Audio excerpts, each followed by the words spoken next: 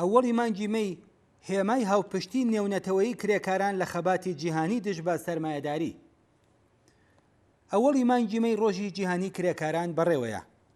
بیرۆکەی دیاریکردنی ڕۆژێکی تایبەت وەک جێژنی کرێکاری و سەقامگیرکردنی 8 سەعات کاری ڕۆژانە یەکەم جار لە جەرگەی خەباتی کرێکاران لە ساڵی 1856 لە وڵاتی ئوسترالیا هاتە گۆڕێ، بەڵام ئەوە خەباتی لێبڕاوانە و خوێناوی کرێکارانی ئامریکا بوو کە سەرنجام ئەم ڕۆژەی وەک ڕۆژی جیهانی کرێکار بەسەر سەرمایەداران و دەوڵەتەکانیان لە هەموو وڵاتانی جیهاندا سەپاند. پێشینەی ئەوەڵی مانگی مەی و دیاریکردنی ئەم ڕۆژە وەک ڕۆژی جیهانی کرێکار لە وڵاتی ئامریکا بۆ کۆتاییەکانی سەدەی 19 زاینی دەگەڕێتەوە. لەو سەردەمەدا سەرمایەداری بە شێوەیەکی بەرین گەشەی کردبوو.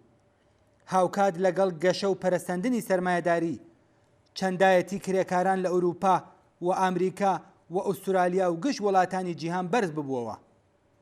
کۆمەڵێک دامەزراوەی بەرهەمهێنانی یەکجار گەورە شکڵیان گرتبوو کە تێیدا پتر لە 1000 کرێکار کاریان دەکرد. بەرهەمهێنانی سەرمایەداری بەردەوام چڕتر دەبووەوە. چڕبوونەوەی بەرهەمهێنان بەستێنی چوونە سەرەوەی ئاستی وشیاری و هاوپشتی خەباتکارانەی کرێکارانی پێکهێنا و مانگرتنی کرێکاری لە وڵاتانی ئوروپایی لە ئامریکا و ئوسترالیا پەرەیسەند. لە دەیەی هەشتای سەدەی 19 زاینیدا بزوتنەوەی کرێکاری لە ئامریکا گەشە و پێشکەوتنی بەرچاوی بەخۆوە بینی بوو. شەپۆلەکانی مانگرتن گرنگترین شارەکانی ئەم وڵاتەی داگرت بوو. شاری شیکاگۆ ببووە ناوەندی چالاکی لەم وڵاتە. لە مانگی نوامبری ساڵی 1881 فیدراسیۆنی کاری ئامریکا لە 6 یەکێتی پیشەیی پێک هات.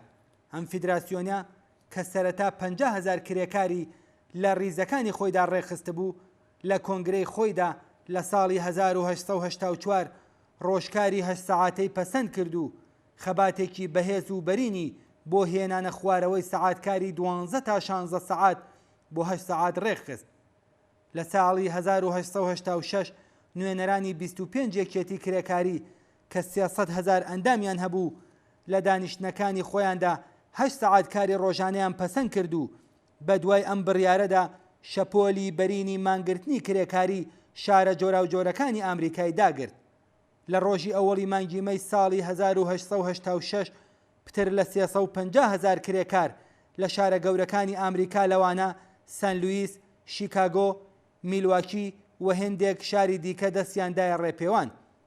بەشێک لە کرێکارانی ئامریکا توانیان خواستەکانیان بەسەر سەرمایەداراندا بسەپێنن، بەڵام لە شاری شیکاگۆ پۆلیسی سەرمایەداران بەرەو ڕووی کرێکاران تەقەیان کرد و بەو هۆیەوە 6 کرێکار گیانیان لەدەستدا و دەیان کرێکاری دیکەش بریندار بوون. سەرەڕای ئەم کوشتار و وەحشیگەریەی سەرمایەداران و بەکرێگیراوانیان کرێکارانی شیکاگۆ دەستیان لە خەبات هەڵنەگرت و بە ئامانجی وەدیهێنانی خواستەکانان ڕۆژی 4 مانگی مەی 10,000 کرێکار لە مەیدانی سەرەکی شاری شیکاگۆ کۆبوونەوە. لە حاڵێکدا کە بەکرێگیراوانی سەرمایە کرێکارانیان گەمارۆدا بوو، لە ناکاو کەسێکی نەناسرا و بۆمبێکی هاویشتە ناو پۆلیسەکان و بەو هۆیەوە کەسێک کوژرا و چەند کەسی دیکەش بریندار بوون. فەرماندەکانی پۆلیس کە لەوە پێش بۆ ئەم حرەکەتە بەرنامە و پیلانیان داڕشت بوو، فەرمانی تەقەکردنیان بەرەو کرێکارانی خۆپیشاندەر دەرکرد و لە ئاکامدا ژمارەیەکی زۆر لە کرێکاران کوژران و بریندار بوون.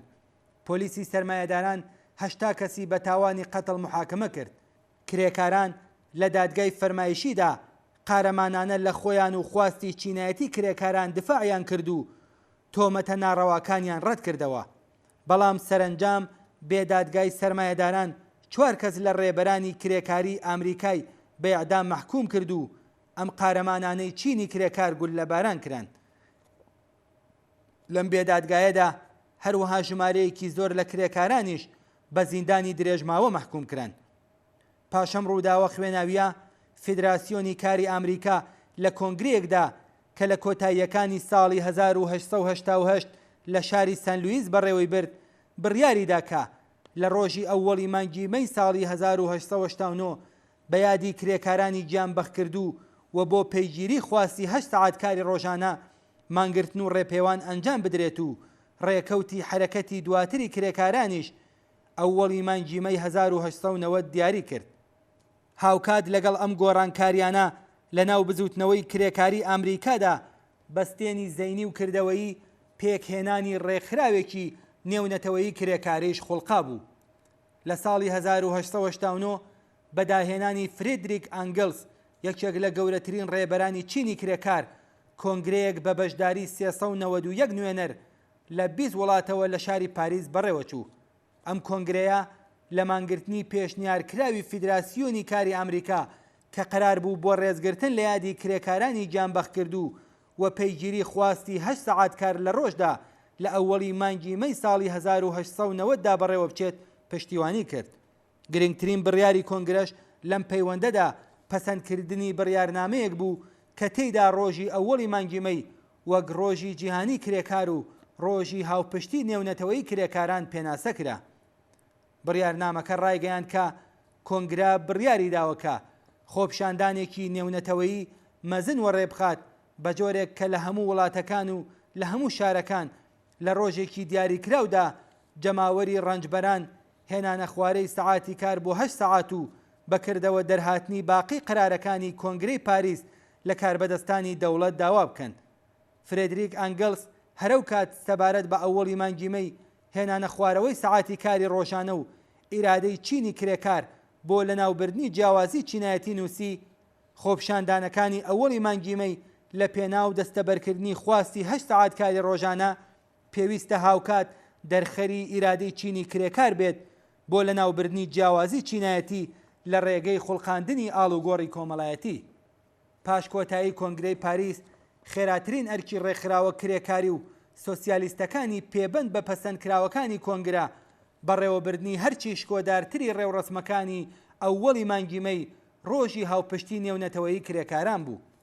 لە ئاکامی گشت ئەم هەوڵانەدا لە ڕێکەوتی ئەووەڵی مانگی مەی ساڵی 1990 سەدان هەزار کرێکار لە وڵاتە جۆرا و جۆرەکانی جیهانی سەرمایەداری هاتنە سەر شەقامەکان و لە ڕێگەی بەڕێوەبردنی خۆپشاندان و ڕێپێوانی مەزن و شکۆدار یەکێتی و هاوپشتی چینایەتی خۆیان لە خەبات دژ بە سەرمایەداری نیشاندا. بەڵام هەوڵی چینی کرێکار بۆ بەڕێوەبردنی ڕێوڕسمەکانی ئەووەڵی مانگی مەی هەر لە سەرەتاوە لەگەڵ سەرکوتگەری و توندوتیژی بۆرژوازی بەرەو ڕووبووە. هێزەکانی سەرکوتگەری سەرمایەداران لە ڕێگەی بەکارهێنانی توندوتیژی و سەرکوت هەوڵیاندا تا لە بەڕێوەچوونی ڕێوڕسمەکانی ئەووەڵی مانگی مەی ڕۆژی جیهانی کرێکار ڕێگری بکەن. لەم ڕێکەوتەوە بەرەو ئەملا کرێکاران لە سەرتاسەری جیهان ڕۆژی ئەووەڵی مانگی مەی وەک ڕۆژی جیهانی کرێکار بە شێوەی جۆراجۆر جێژن دەگرن و هاوپشتی و هاوچارەنووسی و هێزی خۆیان بەرامبەر بە دنیای پڕ لە زوڵم و ستەم و چەوسانەوە نمایش دەدەن و موژدەی ڕزگاری مرۆڤایەتی لە چنگ نیزامی سەرمایەداری بە گوێی دانیشتوانی سەرگۆی زەوی دەگەیەنن.